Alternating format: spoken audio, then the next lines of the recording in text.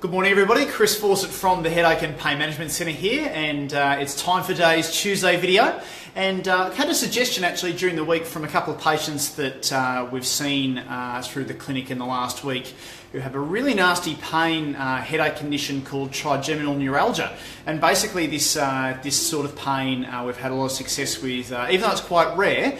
We had a bit of a request from, you know who you are, you're probably watching the video at the moment, to talk about trigeminal neuralgia and what actually it entails and how it is we can sort of fix things. So look, trigeminal neuralgia is one of those conditions where it's a bit different to your average headache. So your average headache sort of comes up and over the top, into your forehead, into the side of your head, into your temple. But trigeminal neuralgia is more classified as like a facial pain. So the pain more sort of comes from, you know, in front of your ear, down into your face, into your lip. Sometimes it goes onto the inside of your nose, under your cheek and things of that nature.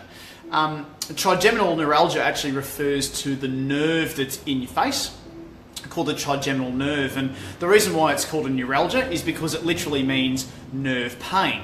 Now, a lot of the time with trigeminal neuralgia, the issue that trying to diagnose this is they're looking purely just at that trigeminal nerve, and when you're looking at the nerve itself, quite often you have a look at it and it scans normally.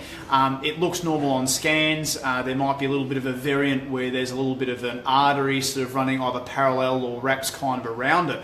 But often even having that treated in that way, whether it's a surgical release or some other sort of really strong medication like your gabapentin or Tegretol, can actually, you know, which is the normal sort of medical treatment for that, it doesn't work. So the question that we're often asked when people come to see us about trigeminal neuralgia is, well, what else can we do? What else can we look at?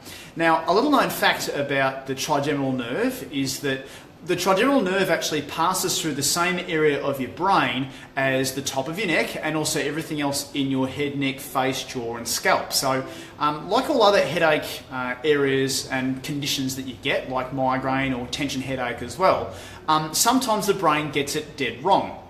So even though you feel the pain in your face, it can be very tender and sensitive to touch on the face or the lips. It can be really even sore to talk or to chew, or to do anything with your mouth or your nose, like to sneeze or to sniff. Even though the symptoms are coming from your trigeminal nerve, the actual cause of it can be from anywhere in that area. And the most often the ones that we see where it hasn't been treated to the patient's satisfaction, either surgically or medically, the thing that's been missed. Oh, hi Belinda, I can see you there. It's good to see you. Type hello in the comments below. When you actually treat the neck at the back there and have a look at the neck, quite often it's actually the upper neck which is causing that sensitization to happen. So even though the pain is being felt in your face, in your jaw and in your nose, sometimes a bit tender on the lip as well, the reason for the pain being there is actually stiffness in the top of the neck.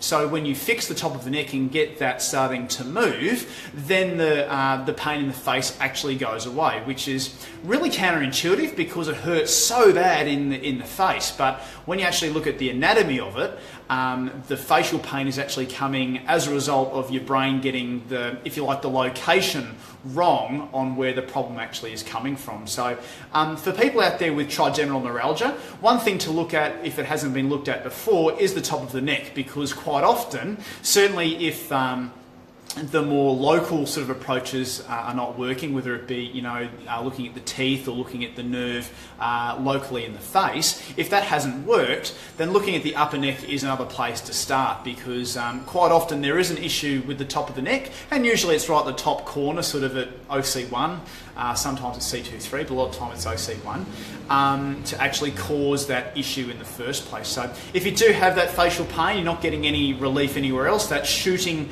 electrical shock type pain, you've been to the dentist, you've had the scans to find out what's going on and it's not getting anywhere, then perhaps having a look at your upper neck is the next place to go. So yeah, highly recommend doing that. And of course, if you'd like to find some more information from us, feel free just to type in the comments below TN for trigeminal neuralgia, and that'll give us a bit of a reminder to have a chat to you over the message, and we can certainly take it from there. There's some good information on our website as well, and you can also take the questionnaire at www.hpmcentre.com.au/headache test to see if we can help you out. Hey, hope that's been interesting today. I know it's a little bit of a niche kind of thing with trigeminal neuralgia, but certainly there will be some people out there that will find that useful. Anyone that you might find would find that useful, type in the comments their name below as well, and let them know that we've been talking about it today.